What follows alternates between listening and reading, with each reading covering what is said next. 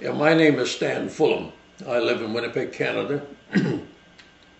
I served in World War II with Bomber Command, which ages me, doesn't it? Or dates me, rather. And I'm now 85, soon to be 86 years of age. And sometimes that is a blessing, and sometimes it creates a bit of a problem because people sometimes will get asked for proof of my birth certificate. But however, I did serve during World War II.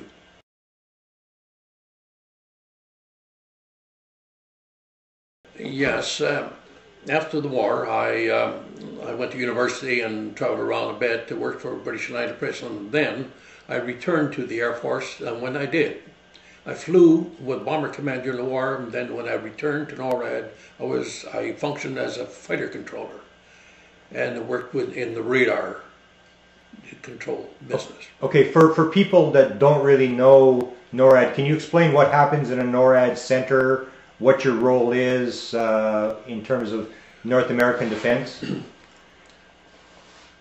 NORAD functions through the radar sites, which at that time were placed strategically all around North America. There was the DEW line that covered the Arctic, the Mid-Canada line, and then there were a number of radar sites throughout the United States, especially along the borders. And we worked very closely with the Department of Transport in Canada and the United States. Any aircraft that flew IFR, Instrument Flight Rules, had to inform us of those flights so that our identification section, when we picked up the blips on our radar scope, then we could identify what aircraft that is, where it was going. Say, for example, on the West Coast, we picked up a radar return showing this aircraft flying at about maybe 500 miles an hour, flying in a northwesterly direction towards Alaska, on its way to Alaska, to Japan. And then our identification section would immediately check what information they got from the Department of Transport. And if it jived with the information we had on the sighting, the location, the speed, the height, then we could say, fine, that is Japan Airlines 762, this sort of thing. And then the plotting on the radar screen, which is a huge screen, you've probably seen these things, and then the plotters then would change the coloring from red to green, meaning to say it is identified.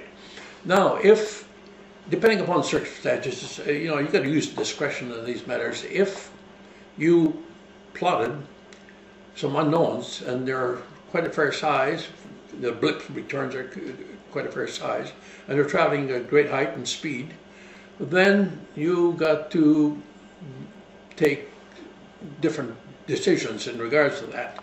All unknowns then are reported to NORAD High Command, and the senior officer there will decide what he wants to do. And in a lot of cases what we do is that we scrambled our jets. We're on standby 24 hours a day, and they will fly out there and under our control, under the control of the fighter controllers. We bring them out there and they fly side by side with the unknown and communicate with them through radio, ask them to identify themselves, and if they have, well then we are notified of that, and that's it. Okay, so what rank are you when you're working fighter command? In fighter command, I was a captain at that time. You're a captain, and we talked about an incident with an unidentified in, I believe it was Comox. Can you describe that incident for me? Well, one night I reported for work at the radar base, and this is on the midnight shift. And this is Comox, BC, on the West Coast? Yeah. Okay. And the man I was replacing, the officer I was replacing, told me, he says, there's a couple UFOs hovering at about 2 miles away at the end of the base. We're at the airport. At the end of the base, the fighter squadron was located there. And he says, they've been there for about an hour. I asked him, what did you do about it? And he says, nothing, I'm waiting for you. He says, I figured you'd be able to handle the situation. So they hadn't been reported to NORAD headquarters, which they should have done. So the first thing I thought about it and realized that I had to do something. And so I then told plotters, reported to command.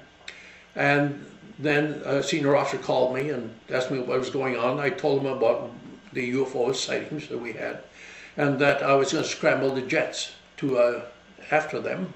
And he said, fine, keep me informed.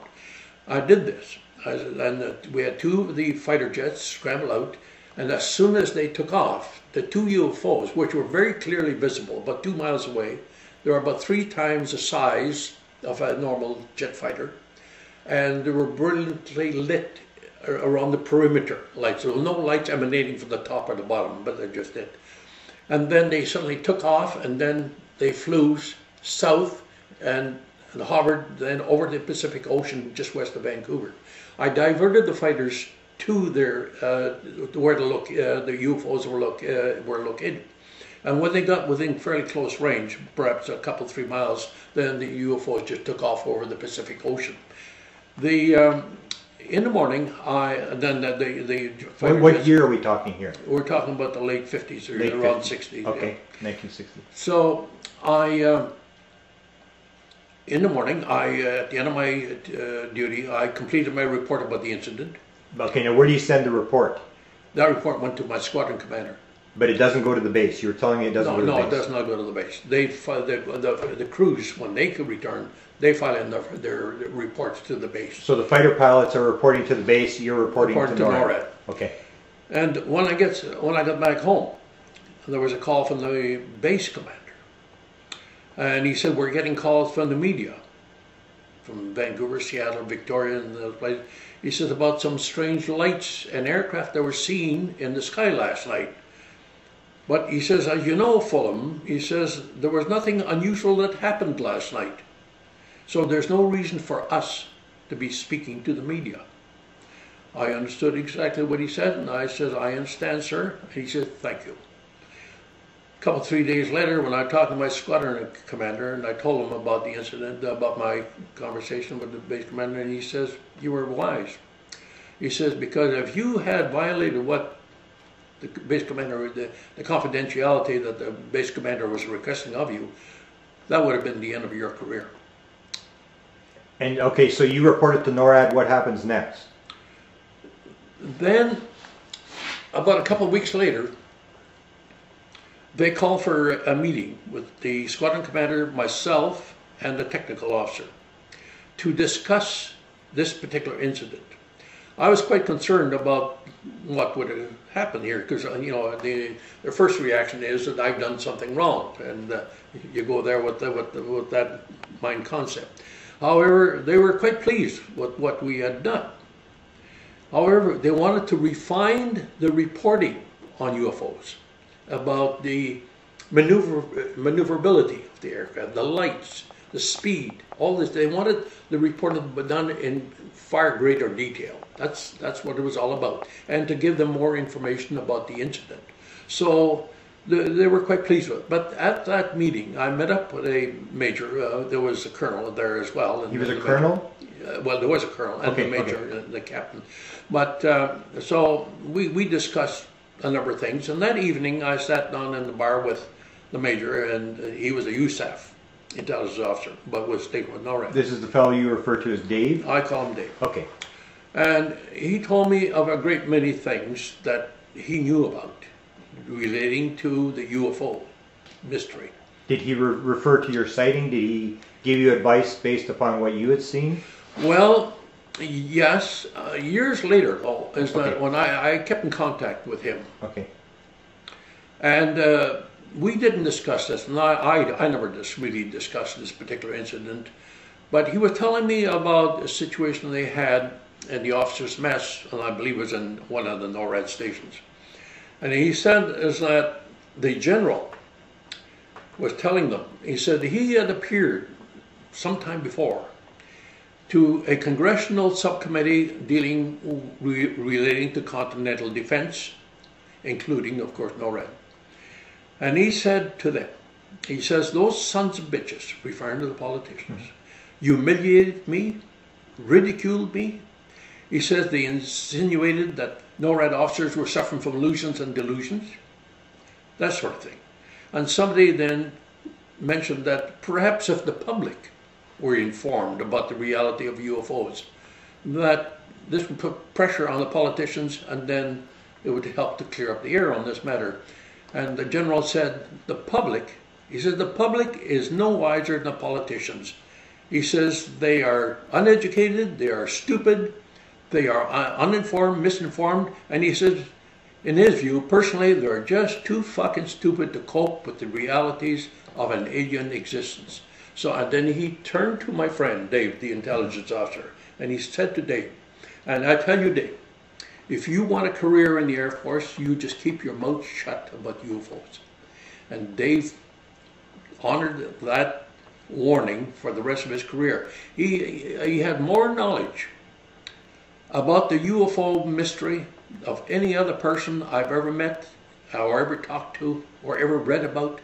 And I begged him to write a book about it when he retired, and he never would. How many years were you in contact with Dave? I was in contact with him until about 4 or 5 years ago. He was very ill in the last several years. He died about 2 or 3 years ago. But I kept in contact about once a year. I'd call him and he'd tell me about different things that were going on, and he had a wealth of information about the UFOs, and he told me something I think it might interest you, Grant, is that at the very beginning, no one perceived the UFOs as a threat because they were just up there in the sky. They're probably our technology, a German technology, or American, or one thing or another. No one perceived anything rockets or UFOs as alien. That was not a concept that we had. When I mentioned to you that when I was in the prison camp, along with hundreds of other Allied airmen. When was this? You're talking 1944. 1944. Okay. After I had been shot down and I was sent to this prison camp, and here we're on a hot July day, and somebody rushes in and he says, "Hey, there's a rocket up in the sky." So we all ran outside and we looked up, and there's hundreds of us. We're all Allied airmen. We were trained in aircraft recognition. We looked up and we saw this huge red rocket flying at very high speed, at very high and at great height. It had no wings, it had no propellers, and it was silent. Obviously, not a conventional military aircraft. But not one of us ever associated it with alien technology. We assumed it had to be German, but until somebody mentioned, well, he wasn't sure about that. He said because it's flying from east to west, from Russia to Germany, and the Russians had no such technology.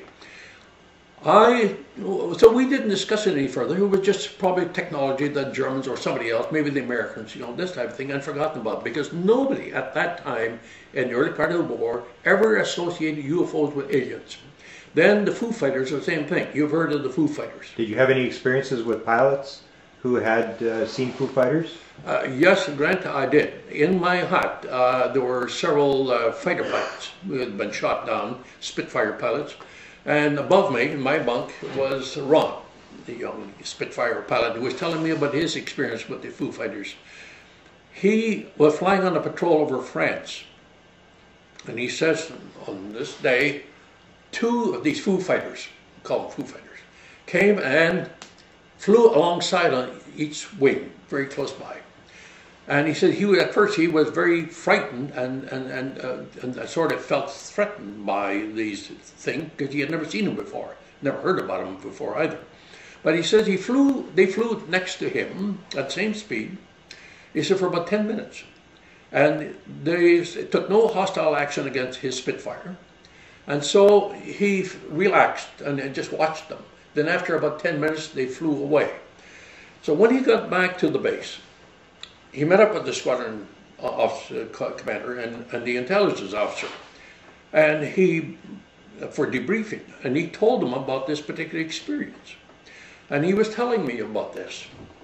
He says, and here was the debriefing officer, he says, listening, he was looking up at the ceiling with a silly smirk on his face, quoting Ron, with obviously in total disbelief of what this young pilot was talking about. And so he says, I realized that this man didn't believe a word he said. Nobody believed in anything of an alien nature. It might have been German, but alien, never. Never discussed that. But he says, I learned my lesson. So later on, he said, I had the same experience on 2 other occasions when I had Foo Fighters come within fairly close to my aircraft. I never reported them again. And he says, I know, and you can talk to other Spitfire pilots here, Hurricane pilots, and they'll tell you the same thing. He says, you'll learn to keep your mouth shut. Just like the base commander telling me, Fulham, nothing happened last night, you keep your mouth shut. Why is this? Well, it goes back to 1956, when the government, the American government, passed a very secret legislation trying to control the dissemination and information relating to UFOs with very severe penalties. And that related particularly to military aircrew and to commercial aircrew. I don't know of anybody that was fined or went to jail. Those were the implications of it. But I do know and heard of crews or airmen whose careers were ended by speaking out about these matters when they were not supposed to. So sightings of UFOs have gone on for years. Every year there are thousands of sightings, and many of them are videotaped, this sort of thing. I don't think that the mystery is with the UFOs anymore. We know all about them. You yourself have seen them, experienced them along with Brian and many other people, and you've written about it, you've spoken about it, along with thousands of other people. We know quite a bit about UFOs. And there are wonderful videos of UFOs. So we have that. The mystery is really what the conspiracy of silence. Why do we have that conspiracy of silence? Now, according to Dave, was the most knowledgeable man that I've ever dealt with in dealing with this issue. He told me, he says that at the very beginning, Vice President Truman, that's when it first started, he was well aware of the UFO incidents they had with the British, for example, who wanted permission to do abductions and getting their permission and that sort of thing. But he, along with the American military, were very paranoid, although they knew that they had crashed UFOs. They knew that. They had bodies. But they were very concerned about what they didn't know, and they were still potentially a threat. So Truman set up a committee, which later became known, I think, as Majestic 12. And according to Dave, he says that they were very paranoid after the war because they had lost all their top secrets dealing with their nuclear bombs. They had lost all the top secrets dealing with the Philadelphia experiment, which was the most highly graded classification, secret classification was given to any project in the United States. They lost all of that. But they lost it to people like Julius Rose and his wife, who happened to be Jewish people. They had very serious distrust of Oppenheimer, Telfer, and other Jewish scientists. So there was that sort of paranoia about that we don't trust these civilians type thing. And Dave was telling me, he says, so when Truman set up the committee, he had the vice president, he had the chairman of the chief of staff, he had the director of the FBI, the director of the CIA, and the rest were civilian scientists. He said the American military never trusted them and didn't want them there. So what he did, he says, whenever they had a meeting, which was generally in the chief of defense staff's office, they would just forget to invite the civilian scientists. It didn't take long before they got the message. They were not wanted. So they pushed them out. Then the FBI was gradually pushed sidetracked. Then the CIA was there for a number of years, but only on a need-to-know basis. They weren't. So then it became purely a military thing. And then reached a point where even the president and vice president were left aside. And they, as President Carter could tell you, would only get information if it suited the UFO cabal's interest to tell them. There was a great deal more to it than that, and according to Dave, he told me that it not only worked from the top down, it worked from the bottom up. And he was telling me, because I'm pretty sure he had been to it, there were 3 officers from Norad who were invited to Area 51 to see what was going on there. I'm pretty sure he was one of them. He had seen UFOs and that sort of thing. I knew that. But he says that what they did in the UFO cabal, they worked in compartments. There were 4 major compartments. It was compartmentalized. So no one knew what everybody else was doing. He only knew what his own section was doing. But above them was this figure he called Matrix, the controller. He had all the information, but he would only pass on information to the chief of the defense staff that he thought was suitable for him to know. That's just how much control there was to the processes that was going on about whatever was happening at the UFO cabal. I thought that was a very, very interesting statement to make, because there is where the mystery is. What's going on there? I've heard many different theories, and I think this is what we got to get at. We simply have got to find out what they know and tell us, so that we best deal with it, because I think we're at a very critical time. Okay. And lastly, before we talk to Brian, can you tell me about your experience talking to Dave's son? Yeah. I always call Dave about once a year. We talk usually about these things, about UFOs, one thing or another. He was a wealth of information for me, and I've always respected the fact that he took me into confidence. And he told me a great many things that he never told anybody else, because he knew I would respect his confidentiality. I called him a few years ago, about 8-10 years ago, and he was away. And his son answered the phone. Well, let's call him Tom. And I talked to him, and I was telling him about, you know, the great relationship I had with his father, a great friend. We discussed and worked with UFOs and all this sort of thing, and Norad and this sort of thing. And I was getting just a lot of silence.